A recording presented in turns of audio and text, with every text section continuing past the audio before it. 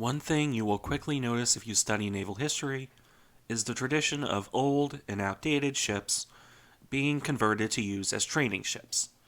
It doesn't matter the navy or the time period, you will almost always see this happen. Even the wealthiest of navies will do it, as will the poorest. It doesn't matter how rich your nation or navy is.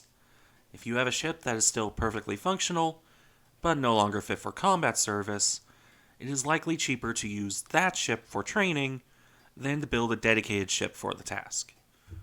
This is not always the case, of course. An easy example to come to mind are the Japanese training cruisers of the World War II period. However, it is still far more common than one might expect. So why do navies do this? Well, as I already mentioned, it is very easy to take a ship that you can't use in active duty and convert her to the training role. This is useful, as it continues to get service and return on investment out of your ship. Moreover, you quite often won't even get a fraction of the cost of a ship back in scrap value. Getting a few more years out of the ship on training roles can be more economically sensible than scrapping her and building a dedicated training ship for more than you get back in scrap value. Would such a dedicated training vessel last longer? Probably. But at a time when this was very common, the treaty era and the World War II era, you had a surplus of ships that were aging out of service or demilitarized in accordance with treaty restrictions. If a ship was worn out to the point of not being useful even for training cadets, well, you could just take a slightly newer ship out and replace the old one that way. You see this with the USN in this regard. USS North Dakota was converted to a target ship under the Washington Treaty. She served well in that role, but come the London Treaty, she would be replaced by the marginally newer USS Utah. Similarly, USS Wyoming would become a dedicated training ship under the terms of the London Treaty.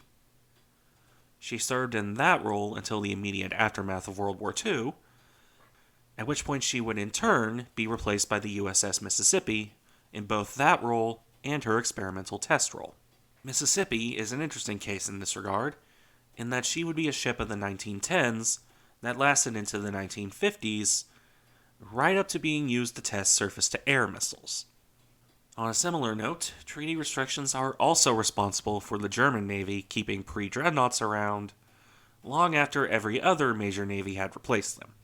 These were initially used for coastal defense duties, yes, but pretty quickly they were converted to training or target ships.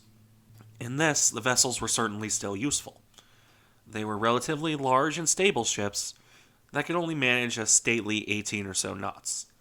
This was perfectly fine for going on short cruises to familiarize cadets with how to sail.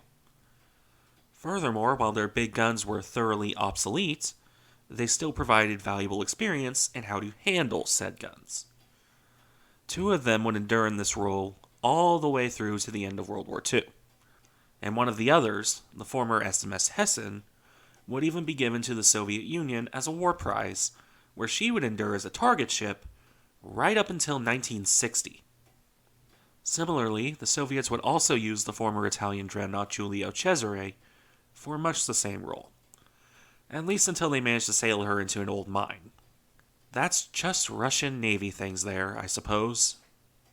By no means is this concept limited to the age of dreadnoughts either. The practice of converting old sailing ships to training ships is something that goes pretty far back. USS Constitution, notably, only remains around to this day because she was first used as a training ship and then as a stationary receiving ship. It wasn't uncommon, either, for old ships of the line to be converted into stationary school ships either. Just as with the old battleships mentioned before, this could be a very viable option for using a ship that isn't fit for combat service.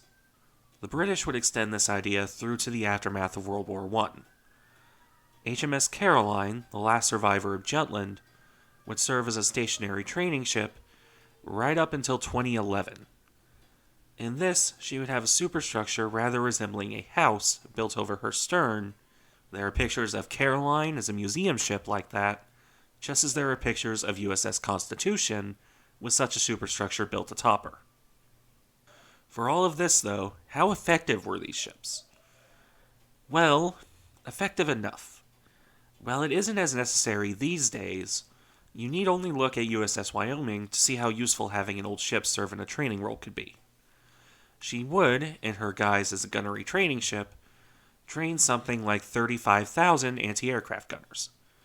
Those men would go on to be the backbone of the anti-air defense of the Pacific Fleet. Who even knows how many ships might have suffered damage, or even been sunk, if not for Wyoming puttering about in Chesapeake Bay, firing off hundreds of thousands of rounds of training ammunition. In the end, it's cost-effective, useful in practice, and a good way to keep around ships you might otherwise have just scrapped. I would say that using old ships as training ships was a perfectly good idea that served navies well. Thank you for watching. Remember to like, comment, and subscribe if you enjoy the content, and I'll see you in the next one.